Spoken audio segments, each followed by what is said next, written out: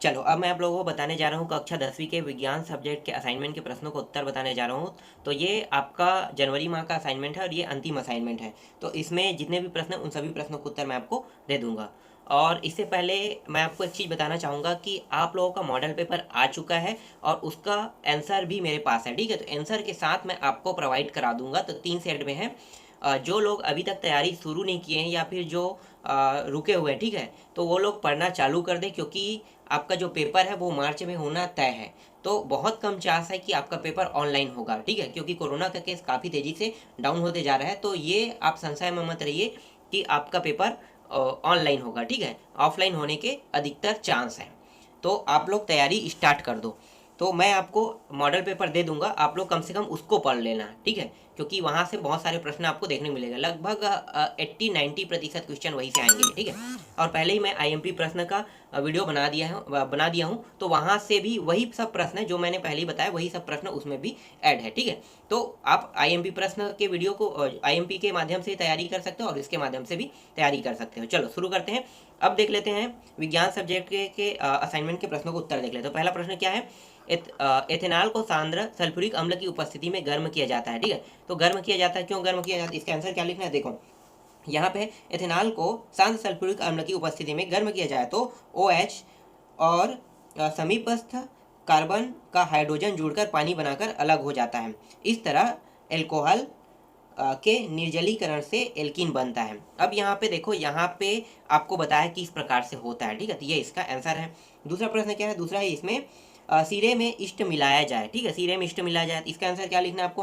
तो देखो इसका आंसर यहाँ पे आप देख सकते हो, ठीक है, ये रहा इसका आंसर है। अब यहाँ पे रासायनिक सूत्र भी दिया हुआ है, तो आपको पूरा का पूरा ये आंसर लिखना है और साथ ही साथ इस रासायनिक सूत्र को भी लिखना है। ये पूरा का पूरा इसका आंसर है। इसके बाद नेक्स्ट देखो, तीसरा प्रश्न इसमें क्या है, इसमें तीसरा है एसिटिक अम्ल की सोडियम के साथ अभिक्रिया। तो सोडियम के साथ अभिक्रिया कराना है तो क्या होगा, तो देखो यहाँ पे एस्टिक अम्ल की सोडियम के साथ अभिक्रिया, ठीक है, एस्टिक अम्ल जिसे हम एथेनोइक अम्ल भी कहते हैं। तो यहाँ पे सोडियम धातु से अभिक्रिया करके हाइड्रोजन गैस मुक्त करते हैं, ठीक है। तो यहाँ पे देखो इसका सूत्र क्या होता है, CH3COOH, ये एस्टिक अम्ल की सूत्र है, ठीक है। अब ये जब हम अभिक्रिया कराएंगे सोडियम के साथ तो हाइड्रोजन मुक्त होगा, ठीक, समझ में आ गया। तो आपको इतना इसमें लिखना है।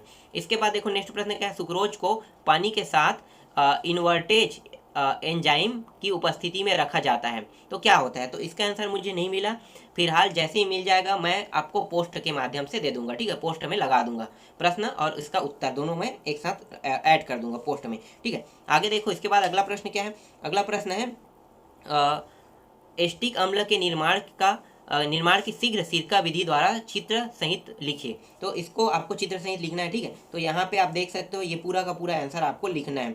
चित्र भी बना है यहाँ पे। तो देखो चित्र में क्या है, यहाँ पे 10% एथेनॉल लिखा हुआ है, छिद्र युक्त लिखा हुआ है, ठीक है, ये सब चीज़ लिखना है। लकड़ी की छीलन है, लकड़ी का पात्र है, वायु के लिए छिद्र है। तो ये पूरा का पूरा यहाँ पे जितना भी लिखा हुआ है, ठीक है, ये सारे के सारे आपको आंसर में लिखना है।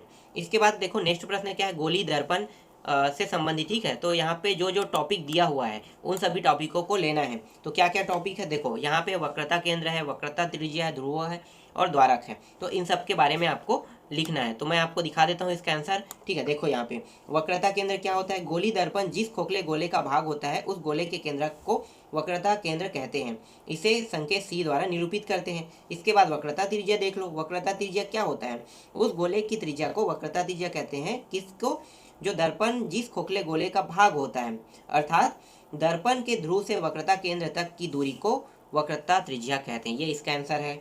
इसके बाद ध्रुव पूछा है इसमें, तो ध्रुव का आंसर क्या लिखना है, गोली दर्पण के परावर्तक सतह का केंद्र ध्रुव कहलाता है। द्वारक क्या होता है, गोली दर्पण के वक्री पृष्ठ की एक सीमा रेखा होती है जिसे व्यास को दर्पण का द्वारक कहते हैं, ठीक है। तो ये इसका आंसर है। इसके बाद नेक्स्ट प्रश्न देखो, अगला क्या है, अगला है अवतल लेंस के सम्मुख रखी वस्तु के प्रतिबिंब बनने का किरण मार्ग खींचकर प्रतिबिंब के आकार व प्रकृति को लिखिए। तो इसका आंसर आप देख सकते हो, देखो यहाँ पे चित्र बना हुआ है, ठीक है। तो आप देख लो ये अवतल लेंस का चित्र है। अब इस अवतल लेंस के चित्र में देखो यहाँ पे हर एक चीज़ लिखा हुआ है, F1 F2, ठीक है, ये सब चीज़ है। तो सारी चीज़ों को क्या करना है, इसी तरह से आपको लिखना है, ठीक है, बनाना है चित्र को। उसके बाद यहाँ पे अंतिम में क्या पूछा है, अंतिम में पूछा है प्रतिबिंब आकार और प्रकृति पूछा है, ठीक है। तो देखो इसकी प्रकृति कैसी होती है, तो यहाँ पे आप देखो तीन चार टॉपिक में लिखा है प्रतिबिंब आभासी होता है, ठीक है, प्रतिबिंब वस्तु से छोटा बन रहा है, ठीक है।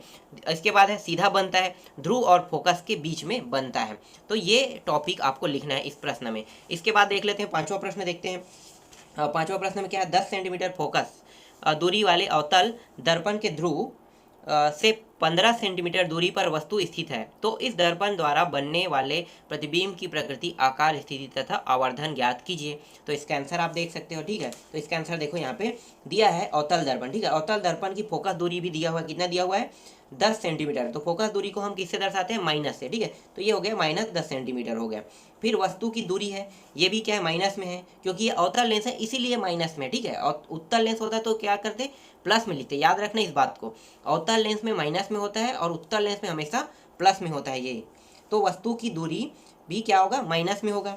फिर यहाँ पे आपको सूत्र लगाना है अवतल लेंस वाला, ठीक है। सूत्र क्या होता है, 1/f बराबर 1/u प्लस 1/v, ठीक है। तो ये गोली दर्पण का सूत्र है, ठीक है। लेकिन अवतल लेंस के लिए होगा तो क्या होगा, माइनस होगा, उत्तल लेंस के लिए प्लस होगा, ये बस याद रखना आपको, ठीक है। तो यहाँ पे आप सूत्रों में मान को रख देते हैं।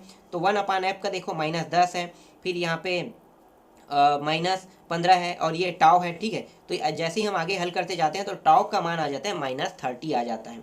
तो यहाँ पे टाव का मान आ गया -30। और इसके बाद हम पुनः रेखीय आवर्धन करेंगे तो m बराबर -τ/u हो जाएगा। टाव के मान को रख देते हैं वहाँ पे। तो टाव के मान को रखेंगे तो माइनस कितना आ गया, -30 यहाँ पे रख दिया और माइनस पहले से लगा, माइनस में प्लस हो गया, नीचे में -15 है, भाग देंगे तो कितना होगा, -2 आ जाएगा। m का मान कितना प्राप्त हो गया, -2 प्राप्त हो गया, ठीक। तो यही हमें निकालना था। तो यहाँ पे आप देख सकते हो, ठीक है। तो ये पूरा आंसर आपको लिखना है। तो इस तरह से इस असाइनमेंट में जितने भी प्रश्न थे वो सारे प्रश्नों को मैंने कंप्लीट करा दिया, ठीक है। तो विज्ञान के असाइनमेंट कंप्लीट हो गया। इसके बाद मैं नेक्स्ट सब्जेक्ट के असाइनमेंट के प्रश्नों का उत्तर आपको बताऊंगा।